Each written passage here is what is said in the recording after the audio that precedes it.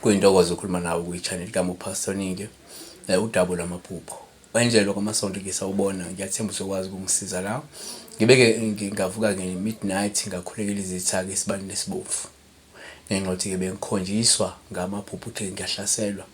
Ekuvukeni kwami-ke after lowo mkhuleko using amahubo 35 ngivuke-ke nephupho engabe-ke ngibona-ke izinyosi ey'ningi phansi phambi komnyango endlini yami zihlangene zaze zanyanyisa sengathi zibhitshikile. Uma-ke ngisondela ngathola ukuthi-ke zifile, ngase ngiyasishalela ngisikhiphela ngaphandle. Bengicela ukubuza ukuthi ngabe kuchazani lokhu. Ngiyabonga. Iy'nyosi ziyavela uma uphupha uzibona zinokuthula futhi zinamakhekhe. Uphawu oluvame-ke la ukuchaza ukuhamba kahle kwempilo, luphinde lichaze ingcebo mhlawumbe nempumelelo ezayo. Okwesibili, uma uphupha izinyosi zikutinyela, zikujaha, zikuhlasela, zikusukela, lolu uphawu olungasho futhi amabutho osuke uthunyelwa ngawo, noma-ke iy'lwane osuke uthunyelwa ngazo, noma-ke kuvele njengolaka lwabaphansi ozobhekana nalo, noma kubunzima ozohlangabezana nabo ngenxa yezitha zakho ezikugadlayo. Iy'nyosi uma uzibona yingena endlini ziyaba uphawu lwamabutho, uphawu lwey'lwane osuke uthunyelwa ngazo. Nakuba kwesinye isikhathi ziba uphawu mhlawumbe kwabanye olungaba uphawu lwamathongo, kube uphawu lobumbano lomndeni, kuya ukuthi isuke zenzani ngaleso sikhathi. Kodwa-ke njengamanje njengoba-ke uphupha la ubona iy'nyosi zifile futhi uzithanyela ngemuva kokukhulekela ukunqoba izitha zakho.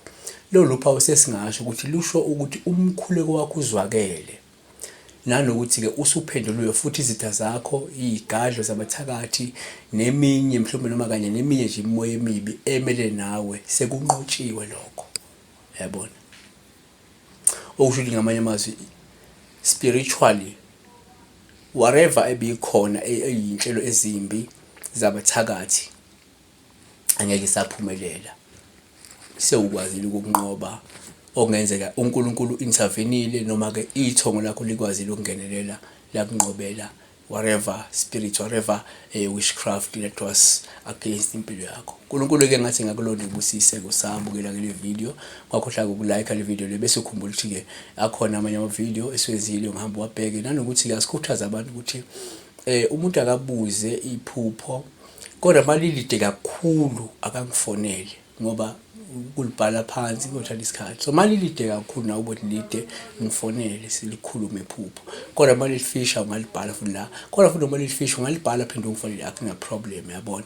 Kubalulekile ukwenze njalo, angeke sikujikise. Bese kuba yilapho abanye uvela bhala amaphupho awu-20, ungabhala amaphupho ayi-20, bhala at least 1 or 2 dreams at a time. Yabona? Or ngifonele with a 1 or 2 dreams, at least 3 if mambijana, but awukwazi ukuza na 20 ama-dreams that sohlala an hour sidinga iphupho lakho. Ngani zakwethu. Ngiyabonga-ke, ngakhohlwa-ke ukuthi upress-ke lapha i-notification bell.